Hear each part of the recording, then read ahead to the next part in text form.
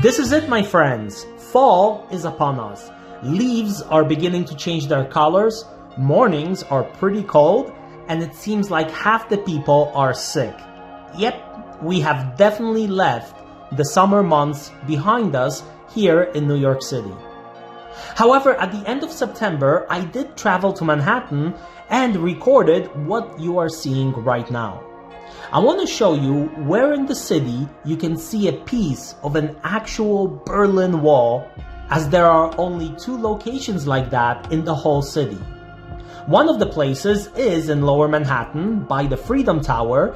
However, before I go there, I took a walk along the Hudson River, roughly from Pier 34, because honestly, it's just such an enjoyable walk if you are in the area.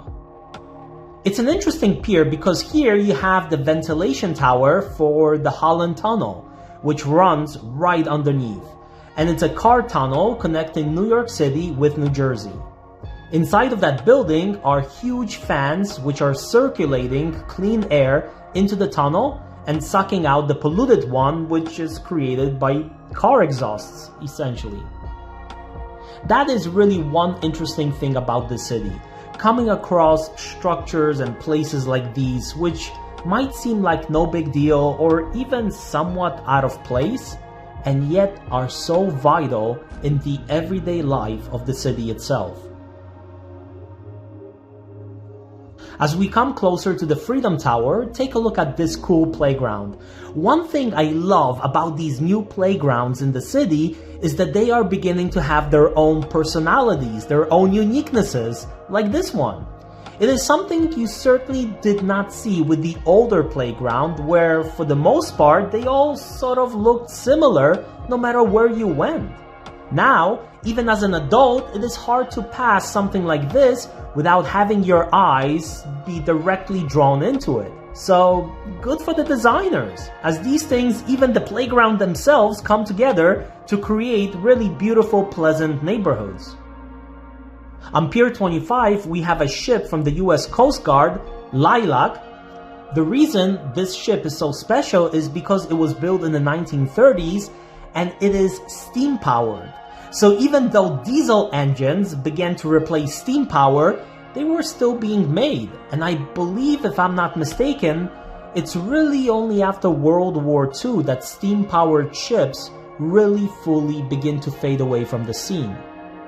But this ship was used by the Coast Guard to maintain lighthouses and buoys, which are used for all sorts of purposes, like marking locations, helping to navigate, or even collecting some data about the water itself. I'm guessing that during World War II, the ship was even armed and used in possible coastal defense. So definitely an interesting history, and so cool to see a ship like this from close up. From the other side of the pier, there is another ship, a wooden one, which does appear to be like a fishing vessel when it was originally built. And today it serves as a restaurant on water, so that's a place you can go and spend some time.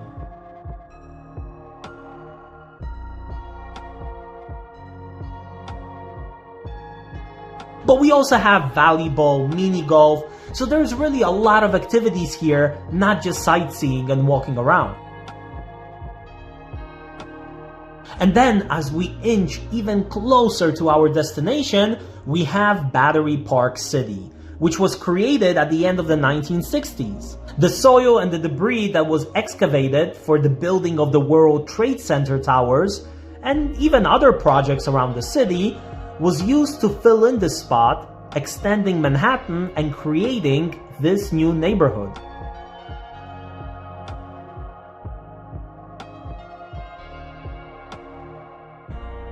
In it, you will come across really interesting sculptures by the artist Tom Otherness called Real World Sculptures. And I highly recommend checking this out, as it's really interesting. I was to walk just past the area getting some footage, and yet I spent probably like 30 minutes here, if not more, looking at everything and just kind of interpreting it in my own view.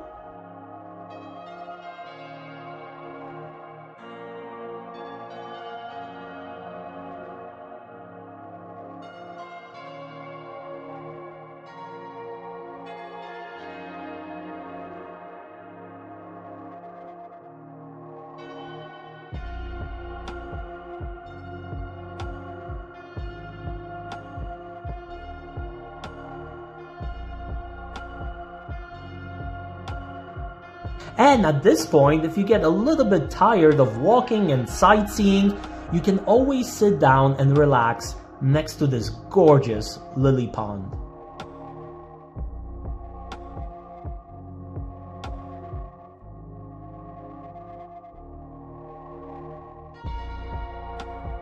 Now, when it comes to the Berlin Wall, there are two places you can see it in the city. One of them is here, and the other one is in the Garden of the United Nations. I believe you can see that area as part of a tour, but it's not something that you can just walk off the street and check out, which will make this place I'm about to show you even that much more special and unique, because it is really the only place you can basically see the Berlin Wall that is open to the public without any real restrictions. Here is the Berlin Wall. As you see, it is made up of two sections. A few years ago, there used to be another smaller part of the Berlin Wall by the entrance to the Intrepid Museum on 46th Street. However, that was part of like a traveling exhibition, I believe, and hence it was only temporary. After World War II, Germany was occupied and divided between the United States, the Soviet Union, France, and Britain. The city of Berlin, the capital, was also divided the exact same way. Right away, there were major disagreements about the future of Germany and how to rebuild the country between the United States and the Soviet Union. So much so that in 1948, Britain, France, and the United States joined their zones together, while the Soviet response was the complete blocking of the city of Berlin, as the city was about 100 miles into the Soviet zone of occupation. This led to the Berlin Airlift, which lasted for almost a year, where supplies to the people and troops within West Berlin were delivered by about 280,000 flights, eventually forcing the leader of the Soviet Union, Joseph Stalin, to open up the city once again. The Soviet soldiers in the area far outnumbered those of the United States and Britain, but America had one thing that the Soviet Union did not just yet, and that is a nuclear bomb. Hence, the crisis was a pretty big gamble. Now, the Soviet Union detonated their own nuclear weapon shortly afterwards, but what all of this led to was the splitting of Germany into two countries: West Germany, backed by the United States, and East Germany, backed by the Soviet Union, and the city of Berlin was also divided between East Berlin and West Berlin. However, West Berlin was part of West Germany, so it was a little bit of a weird situation where West Berlin is surrounded by East Germany, and it becomes like a small island surrounded by a communist nation and Soviet occupation, really. I hope that somewhat made sense, as I'm trying to condense about 3 or 4 of my regular class lectures into like 2 minutes, which is hard to do, but in the next few years, it was simply undeniable that conditions in West Berlin were far better than in East Berlin, or for that matter, East Germany. And thousands upon thousands of people were fleeing east to get to west, as most of the time you simply could cross over into West Berlin and then you can go to West Germany. The situation with people fleeing became so embarrassing and so desperate that in August 1961, East German authorities put up a wall to prevent people from running away, the famous Berlin Wall, a physical structure that divided Europe into two and became the symbol of the Cold War. It stood until 1989, dividing Germany into two countries, and when it finally fell, it signaled the end of an era of communism. Sections of Berlin Wall were saved and transported to some places around the world, one of which is here, given as a gift by the Consulate General of the Federal Republic of Germany, so West Germany, as Germany was reunified into one single country few months later in 1990. The wall itself is known for the graffiti and various images, which were only on the West Berlin side, as on the East Berlin side, people would not be able to get even near the wall itself.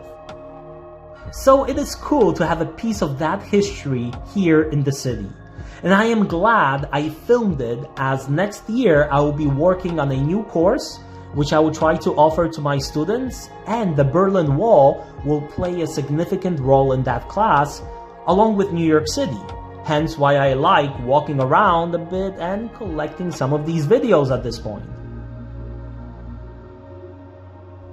Once you see the section of the wall itself, you can go and then see the Freedom Tower, which is really right next to it, along with the World Trade Center Memorial. However, all of this I will cover in a future video, as I want to show you the World Trade Center location and share with you at the same time some of my own memories from 2001, as I just entered high school at that point when all of this took place. It's one of those topics that slowly makes me realize I'm getting older, as most of my students now were either too young to remember 9/11 attacks or not even born yet. And when I think about it like that, it kind of freaks me out to see how time flies by. A few years ago, there used to be more places in New York City to view the Berlin Wall. Like I mentioned, temporarily there was a part of it at the Intrepid Museum, or in a small park on 53rd Street between Madison Avenue and 5th Avenue. But that is no longer possible either. It was a pretty big section of the wall itself that used to stand here. And as you see, the small park is undergoing renovations. So I do not know if the wall will be once again on display here or not. I believe it is in a private collection, so, maybe it will no longer be shown.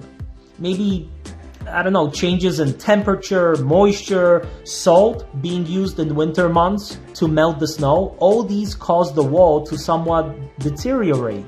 And there is also a possibility of vandalism. So hey, if you are in a private collection and you paid a lot of money for this piece, not to mention probably the expenses associated with transport of it to New York City, you would probably think twice about displaying it in the middle of Manhattan as well. So who knows whether it's gonna reappear again in the future, but for now, it's a thing of the past. Which means the last place to have a piece of Berlin Wall is the garden in the United Nations, right here. But you simply will not be able to walk in off the street. I believe you can view it, but it needs to be part of a tour, which you need to sign up for a few days earlier. Now, that was one of the plans for this channel for me this year, but unfortunately, I never got the chance to do so. To be honest with all of you, to send emails, to book different locations, then go there, record, put all these videos together, it really becomes a full-time job. So for one person, myself, it just becomes really impossible to really sort of do all these things all the time. So I guess you are all still stuck with some of these amateur videos I am capable of putting together, which I know are not perfect, but still, I hope they provide some value and insight into the city. But there is so much history and so much things to show you right here on these streets next to the United Nations, and of course the United Nations itself. So I hope I will be able to do so in the next few months next year as this channel moves along slowly forward. So even though there is a small part of the Berlin Wall here, again, it's not so easy to view, which makes that piece that we saw earlier really at this point the only place in the city with complete access by the public. Like always, I hope you enjoyed this short video for the week. Stay safe out there, and I will see you shortly in more videos. Bye!